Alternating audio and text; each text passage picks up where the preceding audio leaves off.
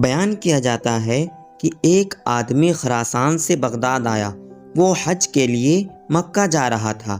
اس کے پاس تقریباً 1000 دینار کی قیمت کے مساوی موتیوں کا ہار تھا۔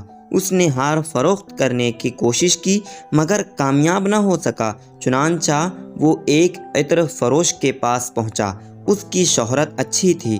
اس کے پاس اپنا موتیوں کا ہار امانت رکھ دیا اور حج کے لیے روانہ ہو گیا۔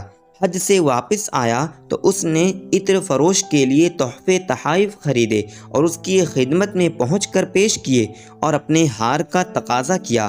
عطار کہنے لگا، تو کون ہے اور کہاں سے آیا ہے؟ خراسانی حاجی کہنے لگا، میں اس ہار کا مالک ہوں جسے میں نے حج پر جاتے ہوئے آپ کے پاس بطور امانت رکھا تھا۔ عطار نے حاجی کی بات پر کوئی دھیان نہیں دیا، اسے بری طرح دھکے مار کر دکان سے نکال دیا اور کہنے لگا، تو مجھ پر بہتان تراشی کر رہا ہے۔ خراسانی نے شور مچایا۔ ان کا جھگڑا دیکھ کر لوگ جمع ہو گئے۔ حاضرین حاجی سے کہنے لگے، تم عطار کے بارے میں یہ کیسی غلط سلط باتیں کر رہے ہو؟ یہ تو علاقے کا نہایت اچھا اور مشہور آدمی ہے، تمہارے ساتھ ایسا دھوکہ کیسے کر سکتا ہے؟ لوگوں کی زبانی عطار کے بارے میں یہ کلمات سن کر حاجی کو حیرت ہوئی۔ وہ اب بھی رہ رہ کر عطار سے اپنی امانت کا تقاضا کر رہا تھا مگر عطار اسے مسلسل گالیاں دیے جا رہا تھا۔ کچھ لوگوں نے حاجی کو مشورہ دیا کہ اگر تم اس جھگڑے کا حل چاہتے ہو تو خلیفۃ المسلمین عضد الدولہ کے دربار میں چلے جاؤ، اپنا مقدمہ پیش کرو اور ان سے مدد طلب کرو۔ عین ممکن ہے کہ تمہاری پریشانی کا کوئی حل نکل آئے۔ حاجی نے لوگوں کے مشورے کے مطابق اپنی پوری داستان ایک کاغذ پر لکھ لی اور اسے ایک لمبی لکڑی پر لٹکا کر عضد الدولہ کے دربار جا پہنچا۔ اسے دیکھتے ہی عضد الدولہ نے قریب بلوایا اور پوچھا، تمہارا کیا مسئلہ ہے؟ حاجی نے درخواست پیش کی اور زبانی طور پر بھی پوری داستان سنا دی۔ عضد الدولہ نے حاجی سے کہا، کوئی بات نہیں، تم کل عطار کی دکان کے پاس جا کر بیٹھ جانا۔ اگر عطار تمہیں اپنی دکان کے پاس بیٹھنے سے روکے تب بھی اسے کوئی احتجاج یا جھگڑا کرنے کی ضرورت نہیں۔ ایسی صورت میں سامنے کی کسی دکان کے پاس جا بیٹھنا، صبح سے مغرب تک چپ چاپ بیٹھے رہنا، اس سلسلے میں کسی سے کوئی بات کرنے کی ضرورت نہیں۔ 3 دن تک اسی طرح کرنا جس طرح میں تمہیں بتا رہا ہوں۔ چوتھے روز میرا وہاں سے گزر ہوگا تو میں تمہارے پاس چند لمحے کھڑا رہوں گا اور تمہیں سلام کروں گا۔ اس موقع پر تم اپنی جگہ سے کھڑا نہ ہونا، نہ ہی میرے سلام کے جواب سے زیادہ کوئی بات کرنا۔ جب میں وہاں سے گزر جاؤں گا تو عطار کے پاس جانا اور اپنے ہار کا تقاضا کرنا۔ اب کی بار وہ تم سے جو کچھ بھی کہے مجھے آ کر بتانا۔ اگر وہ ہار واپس کر دے تب بھی میرے پاس آنا اور مجھے مطلع کرنا۔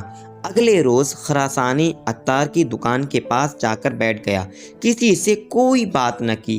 خلیفہ کی ہدایت کے مطابق وہ متواتر 3 دن بیٹھا رہا۔ چوتھے دن عضد الدولہ اپنی عظیم الشان سواری پر لاؤ لشکر کے ساتھ وہاں سے گزرا تو خراسانی کو دیکھا تو سواری روک لی اور پکار کر کہا، خراسانی بھائی السلام علیکم۔ خراسانی بدستور بیٹھا رہا اور صرف وعلیکم السلام کہہ کر چپ ہو گیا۔ عضد الدولہ نے کہا، خراسانی بھائی آپ آخر ہمارے پاس کیوں نہیں آتے اور اپنی ضروریات کیوں نہیں بتاتے؟ عضد الدولہ نے انتہائی اصرار کے ساتھ اس سے اس کی ضروریات پوچھیں مگر اس نے کوئی بات نہ کی۔ اس دوران عضد الدولہ کا پورا لشکر بھی وہاں کھڑا رہا۔ ادھر عطار کی حالت خراب ہو گئی، مارے دہشت کے اس پر غشی تاریں ہونے لگی۔ عضد الدولہ وہاں سے چلا گیا تو عطار فوراً حاجی کے قریب آیا اور کہنے لگا، تیرا ناس ہو، تو نے اپنا ہار میرے پاس کب اور کس چیز میں بطور امانت رکھا تھا؟ ذرا اس کی نشاندہی تو بتاؤ، شاید مجھے یاد آ جائے۔ حاجی نے اسے نشانیاں بتائیں۔ وہ تھیلی اس شکل کی تھی اور رنگ ایسا تھا۔ عطار دکان کے اندر گیا اور اس کا ہار لا کر دیتے ہوئے کہنے لگا، اگر تو مجھے نشانیاں نہ بتاتا تو شاید مجھے یہ ہار نہیں مل سکتا تھا۔ حاجی نے ہار لے لیا اور اپنے دل میں کہنے لگا، بھلا اب مجھے عضد الدولہ کے دربار میں حاضر ہونے کا کیا فائدہ؟ مجھے تو میرا ہار تو مل ہی گیا ہے۔ پھر خیال آیا کہ خلیفہ نے مجھے حکم دیا تھا کہ میں ہار ملنے کے بعد اس سے ضرور ملوں، ہو سکتا ہے کہ اسے مجھ سے کوئی کام ہو یا وہ مجھ سے ہار خرید لے۔ چنانچہ وہ ہار لے کر عضد الدولہ کے دربار میں حاضر ہوا۔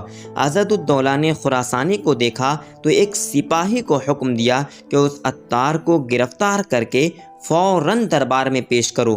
تھوڑی دیر بعد عطار وہاں موجود تھا۔